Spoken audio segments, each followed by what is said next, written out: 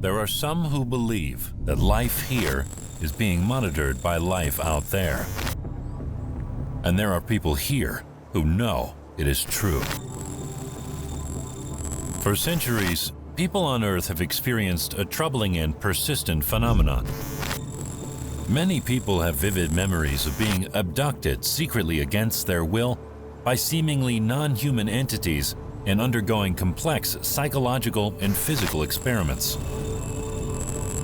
The common misconception is that space is a quiet and desolate vacuum of emptiness. Space is, however, very active. This is Alien Contact.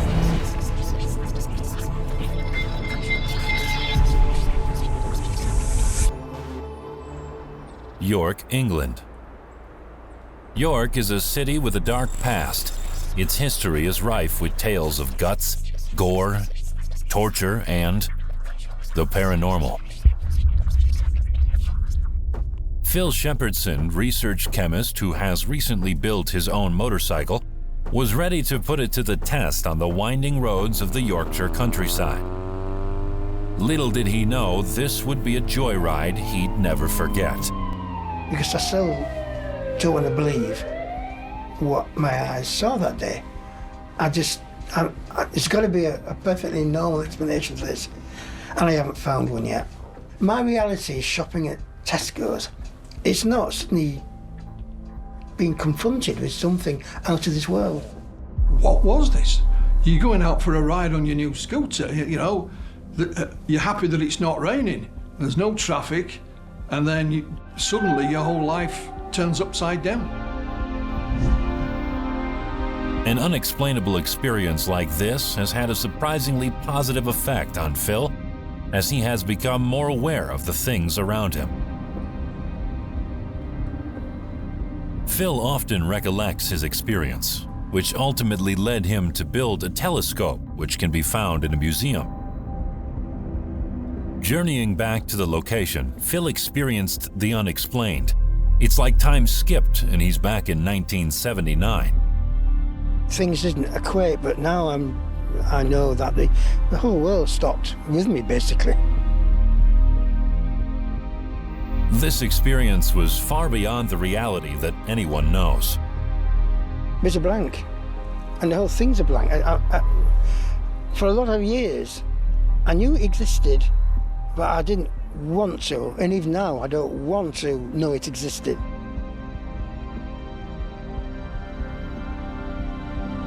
Rugby, England.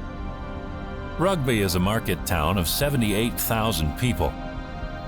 The town is credited with being the birthplace of rugby, as well as the birthplace of the jet engine. Colin Saunders' previous employment was within the aircraft and oil industries, but his primary discipline was electrical design draftsman. In his youth, Colin journeyed to many locations for his different work in the aircraft industry. He traveled to Germany for his first contract on an Airbus. From there, he moved on to Aberdeen, where he worked with petroleum, which involved a few offshore trips and helicopter flights. So Colin has had a fair few experiences working on various aircraft. He also spent some time in Sweden, where he gained experience working within the cockpit of an aircraft and on the engine. It's like working in a toy shop for me, and I've always been to air shows and had a look at aircraft in the sky all the time that are flying around, especially since the event.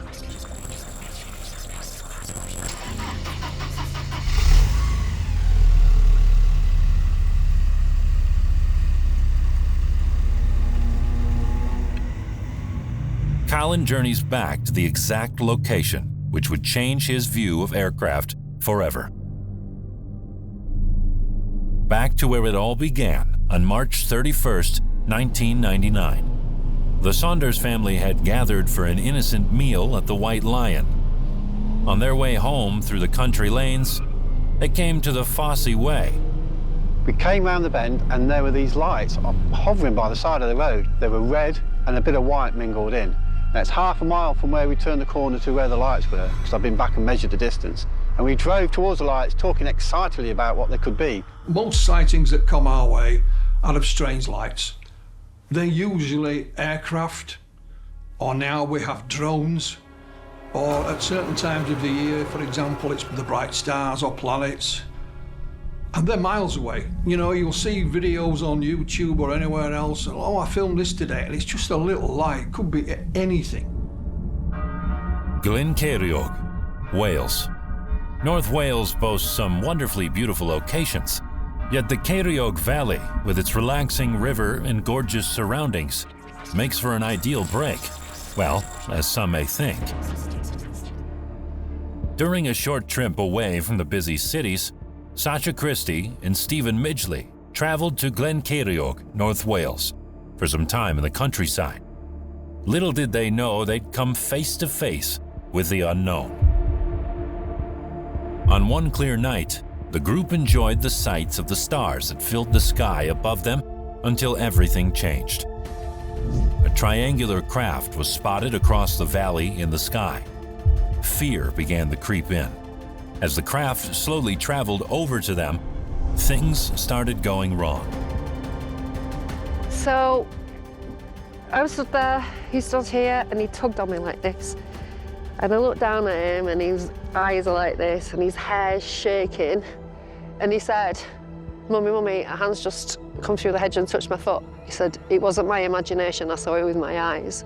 It was very strange, because I was the last one in, so they were all went in before me, so I just saw them all go exactly back to where they were, like, just so organically, like we'd all been out watching fireworks and they were over and they'd come back in because it was cold, you know, that kind of thing.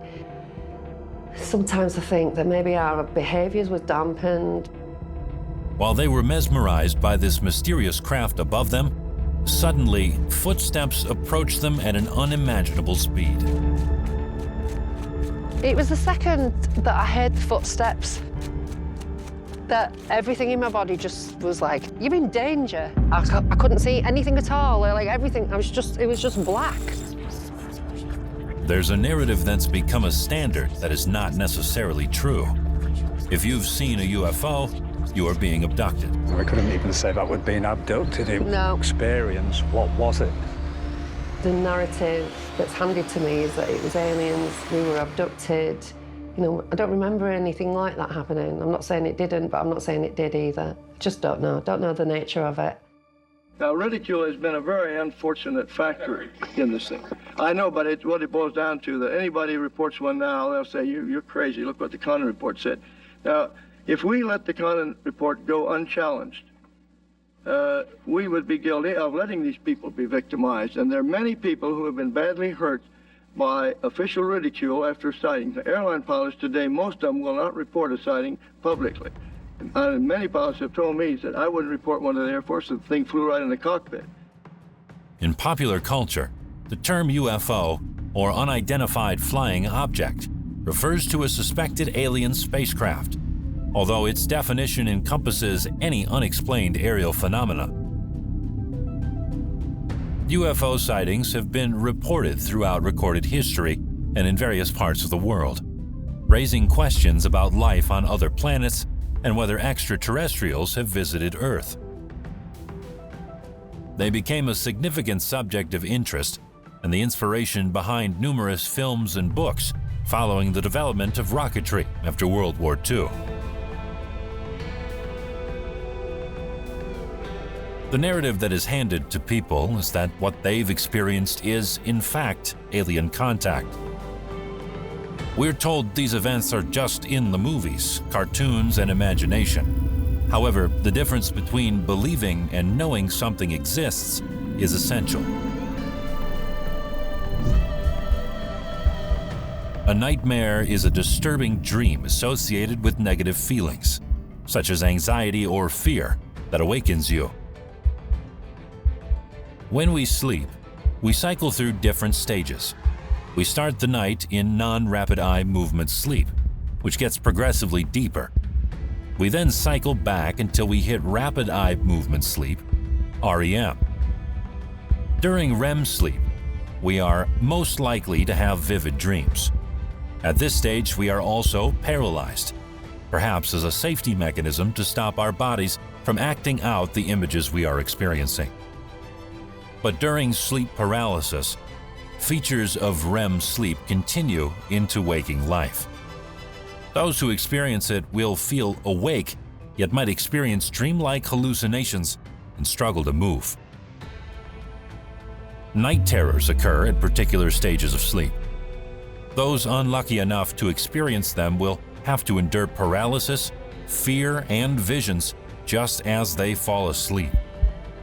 Most causes of these terrors are caused by stressful experiences the sleeper has endured.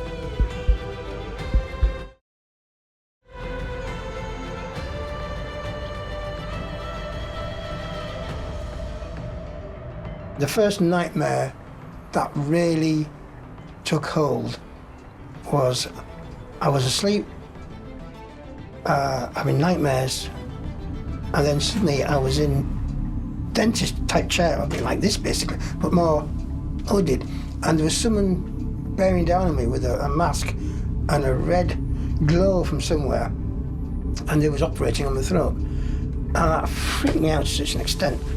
And hell, I'm in the out of this world basically. I'm a very long distance away in space.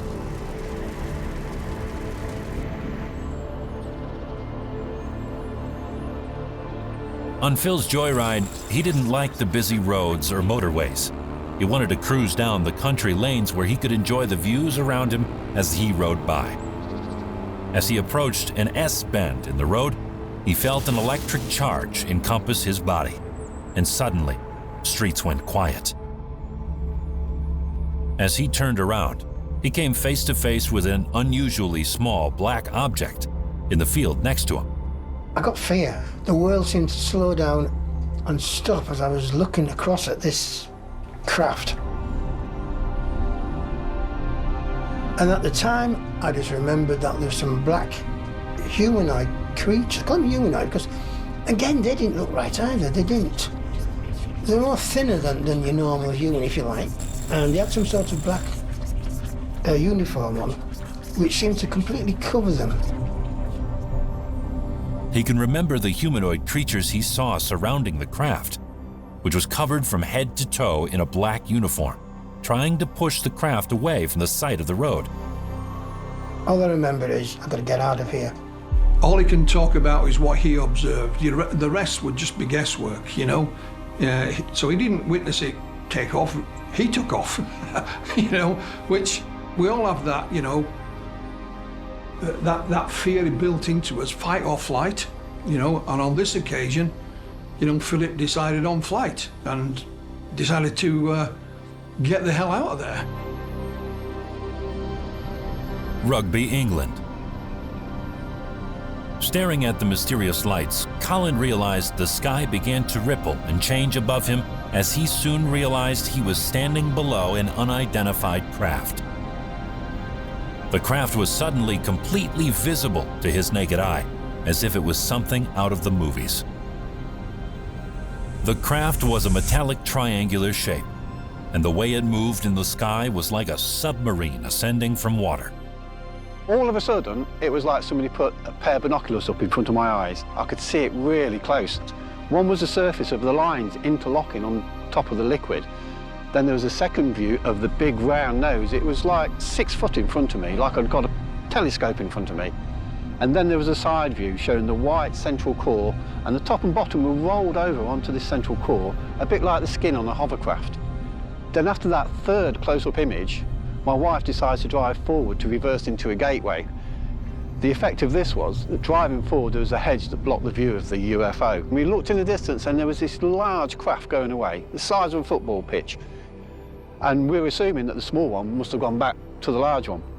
At the time, because I didn't know anything about UFOs, I thought it was the same craft that had suddenly grown to an enormous size. It was only later when I did research that I realised that was a mothership, and possibly the small one went back to the mothership. This small craft suddenly jolted away from Colin's view, and when he gained visibility again, he came face to face with a craft the size of a football pitch. 3 times the size of his initial encounter. The mothership had arrived. The silence of their surroundings was deafening. No cars, no planes, nothing. Silence. Until the mothership was gone. Normality returned. The sounds of cars and planes echoed in the air. Are they being controlled by men on Earth or by men on Earth? No, I'm not referring to the ones which have such high speeds and maneuvers at high speeds. They're completely beyond the possibility of anything that we have now or even planning. The speeds, and the Air Force has put some of these on record. There was one case that they never have explained, where an object, a very large object, was tracked by radar, and a number of small objects which were tracked 50, 240 miles an hour from a B-29. And people on board the B-29 saw the small objects. They merged with the big one, which then accelerated to over 9,000 and went off the scope. Or remote control. By alien of whom we know nothing. Colin became obsessed with what he'd witnessed that night. He would draw, he would mold, he would build anything to show the world what it was he witnessed. With all the creations he made, came with strange occurrences around the house. We started to have a few funny things go wrong in the house, and one of those was the hard drive on the computer went. We had a clock in the cooker that had never worked, and that started working. The television started changing channels on its own, and the video recorder started recording on its own. We had an engineer in. The engineer said the TV receiver had blown, and it was strange. You hadn't seen anything like it before. What was the cause of all these strange phenomena? Were they followed? Who's watching? Who would believe him? York, England. Silence is a common factor when coming face to face with the unknown. As he watches these beings pushing a large craft along the pathway in the field, the questions that flood his brain are endless. This can't be a military aircraft or any man-made craft he knows. The silence around Phil as he locks eyes with an unknown creature was unbearable. What does he do? What will they do to him? We would now classify this as a close encounter of the third kind, and that's a landing of a UFO seen at close quarters. In Philip's encounter, like a lot of other ones, you ask the questions. Did it make a noise, Philip? Were there any lights? What was these beings that you saw? What were they doing? Was there any reaction to you? And the answer to all that was no. There was no smell, no noise. That's one of the strange things. I mean, virtually everything that we have that flies or drives makes a noise. Even the most knowledgeable among us are surrounded by unknowns. A physicist is likely to believe that the Big Bang created the universe without fully knowing how and why. A theist may believe God answers prayers without knowing how and why. And for those without scientific or religious expertise, ignorance is even more abundant. How and why does the moon affect the tides? How and why do bad things happen to good people?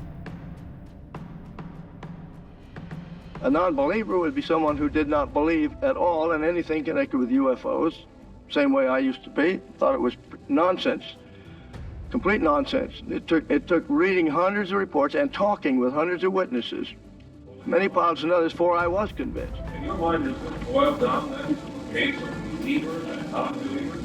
No, it doesn't. What it should boil down to is this: an open investigations, independent of any government agency. Maybe the government would have to provide some, but there should be some way of making it open so there would be no chance for charges of being biased, to find out what is back of this. Now, let's say that, all right, you don't have to prove the extraterrestrial answer, but here are reports that prove there have been devices under intelligent control, seen, tracked by radar, sometimes simultaneously tracked by 2 radar stations to get a fix on it. Now, one is often enough, but when you get 2 that confirm identically what is seen visually, that's a pretty tight case. We investigate the role of ignorance across science and religion, focusing on ignorance regarding the answers to questions about how or why something is the case.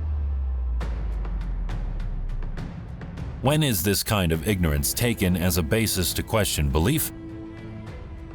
For example, that the moon does cause the tides or that bad things do happen to good people. And when is it a call to action? Evidence that inquiry is worth pursuing? When is such ignorance considered a threat? And when is it better accepted and even favored or revered? As our understanding of other planets, the solar system, and the universe grows, we collectively realize that intelligent life must exist outside Earth. But even though attitudes are changing, there's still a fair way to go until sincere, open discussion in the mainstream becomes the norm. Glencerrig, Wales. Like many before, Sacha and Stephen once spent a break in the forests in Glencerrig. And like not so many before, they were hesitant to discuss what happened there. In fear of ridicule and ignorance, they wanted to stay in the shadows until now. I don't like the way that when people come to ufology and they tell their story, that people run away with it, they do what they want with it, use it in their own books. I have got a bit of a reputation for being fierce, but it's not fierceness, I'm protecting myself. It's dangerous.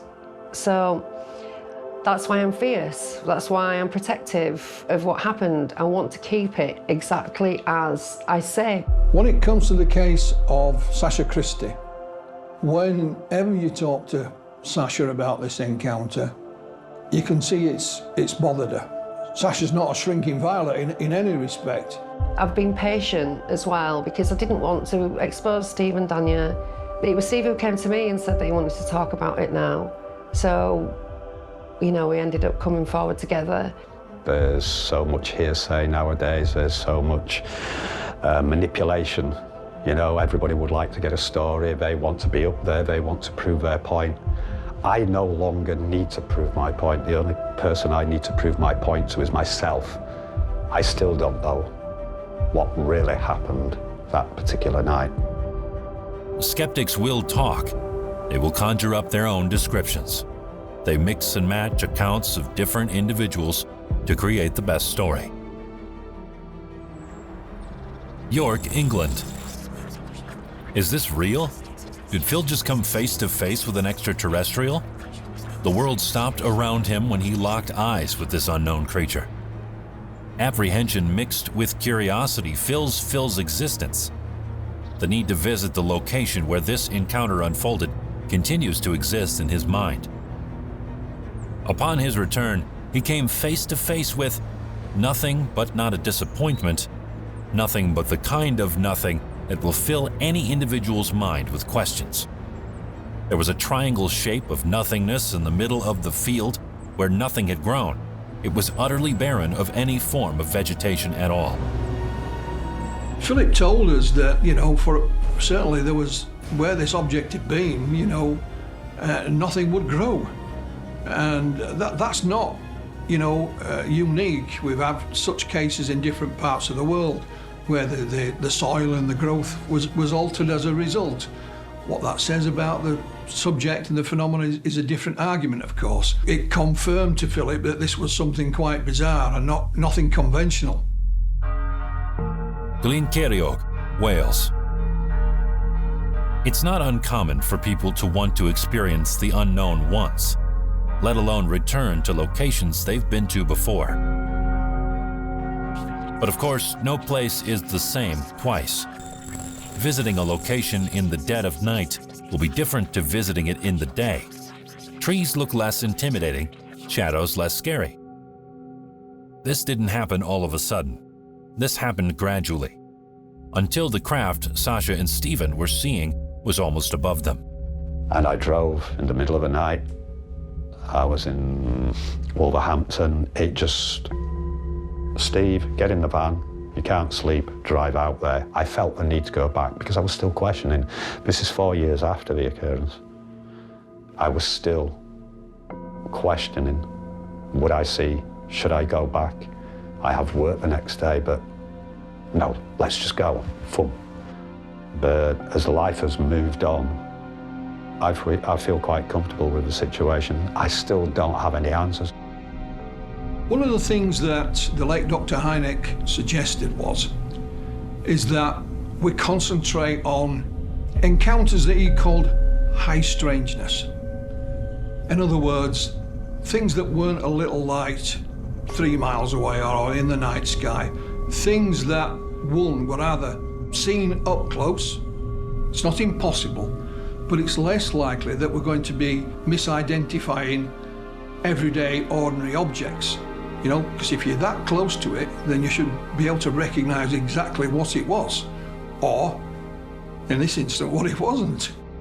The point when I called upon Sasha, who came out straight away, we both stood there looking, and it was starting to grow in the sky where it was actually starting to move over.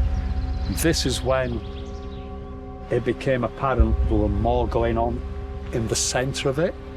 And I didn't know whether the effect around it was to do with what was going on in the middle of it, because it seemed to be slowly but surely taking over the sky for me. It was like this. It was just moving through the different densities of the clouds. So it kind of rippled, but it wasn't like tentacles. It wasn't like a living creature. It was like a light. Jellyfish effect. It just looked kind of like a jellyfish within the clouds. It seemed to be circulating in a clockwise but swirling anti-clockwise. As it started to move over, it would be going round but in anti-clockwise, but in the middle was the effect.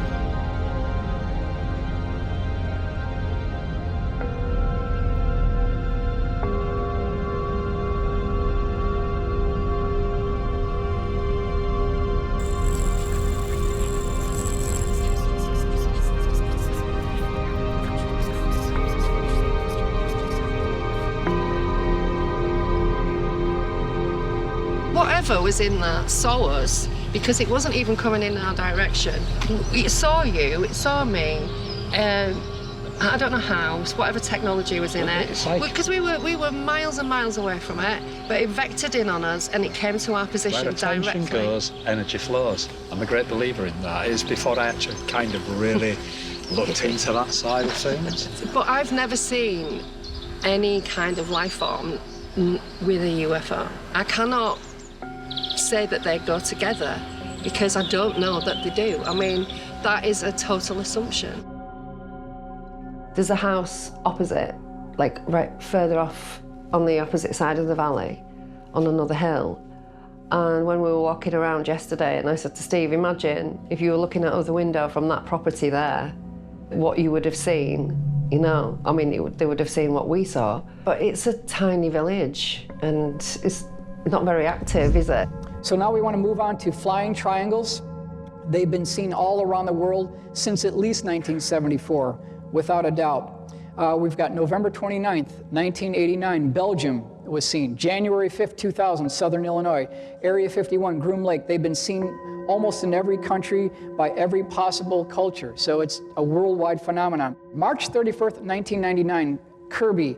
A very significant sighting, and if anyone in this room is a skeptic, I just invite you to look at this gentleman's testimony. Colin Saunders, you can Google him.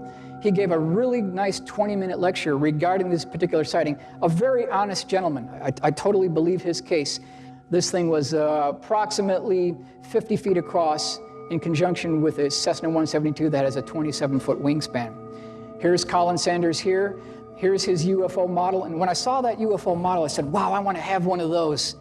This is only a recent build that we had done. We did these a few years ago, but it's taken a while to get to the proper model that I wanted. So overall, we're looking at a period of about 20 years. Just recently, I've seen this exact model on a program by Stephen Greer. I know that he has got that model from Michael Schratt, who I sent these drawings to. Now he is telling people this is a man-made craft and that this is the propulsion system at the back. I feel like I'm on a bit of a mission. That's why I started building the models. I just got obsessed with it. During the course of the research, people I've spoken to who've had close encounters more than often go on to have other encounters. Not necessarily UFO, but paranormal encounters. We all would like to find a logical explanation, and there may well be one. You know, the magnetic pull of the land, there's mines, if it's copper, if it's slate. None of it explains what it was, though. But then you think, well, hang on a minute, what happens with the strobe lights and the effects of the people?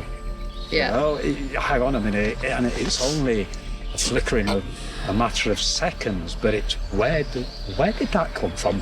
There's nothing here to do that. Here is another UFO bulletin. The Defense Department has just announced that the unidentified flying object has suddenly disappeared from our radar screen. They believe the object has either disintegrated in space, or it may be a spaceship from some other planet which has the ability to nullify our radar beams. Because of the ominous situation, the President has ordered the Strategic Air Command into action. York, England. Is the first thing to come to mind an alien experience? An abduction?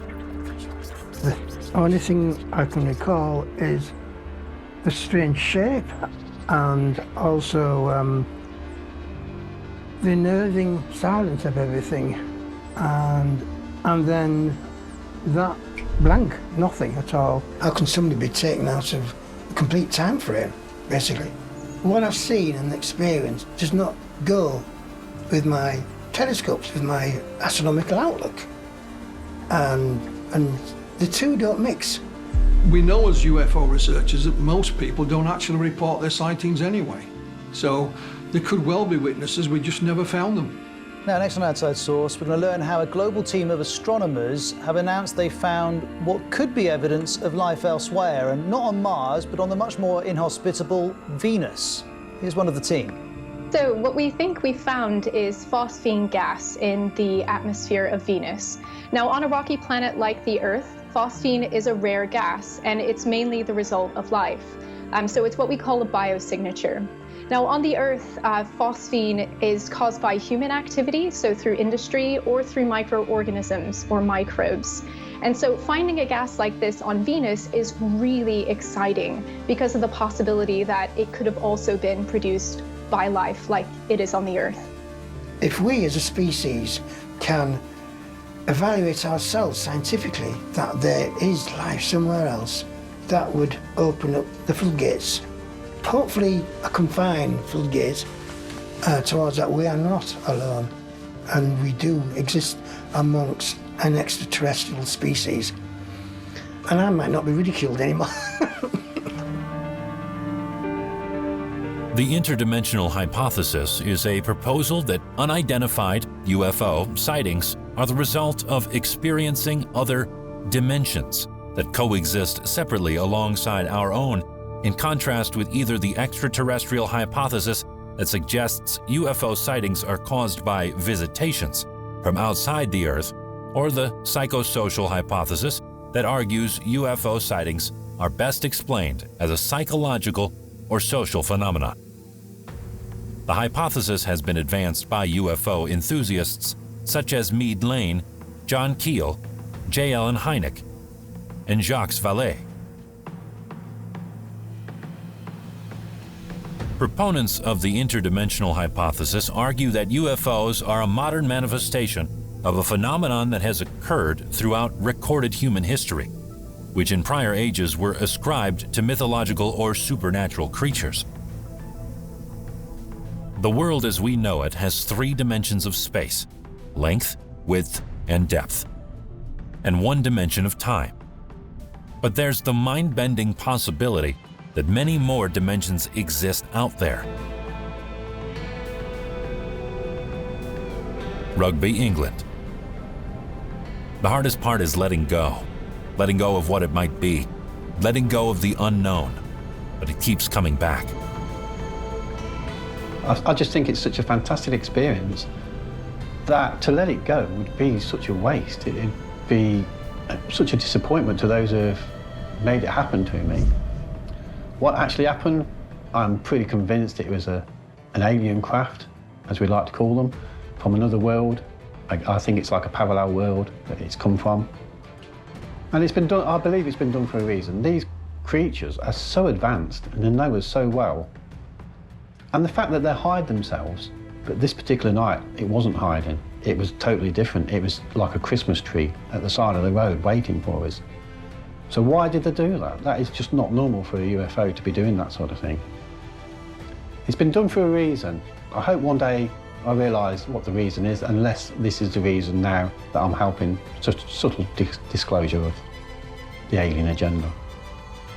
The most probable answer was observation by extraterrestrial beings or controlled machines making observations of the Earth. Now this is exactly what the Air Force said in 1948. They've had a top secret estimate of the situation which said that these things were interplanetary devices. And they've denied it for years, but finally it was admitted. Ask most anyone whether life exists on other planets and moons, and you'll get a confident yes. Going back decades, and in many ways generations, we've been introduced to a menagerie of extraterrestrials, good and bad. Their presence suffuses our entertainment and culture, and we humans seem to have an almost innate belief, or is it a hope, that we are not alone in the universe. But that extraterrestrial presence on regular display is, of course, a fiction. No life beyond Earth has ever been found. There is no evidence that alien life has ever visited our planet. It's all a story. This does not mean, however, that the universe is lifeless. While no clear signs of life have ever been detected, the possibility of extraterrestrial biology, the scientific logic that supports it, has grown increasingly plausible. That is perhaps the single largest achievement of the burgeoning field of astrobiology, the broad-based study of the origins of life here and the search for life beyond Earth.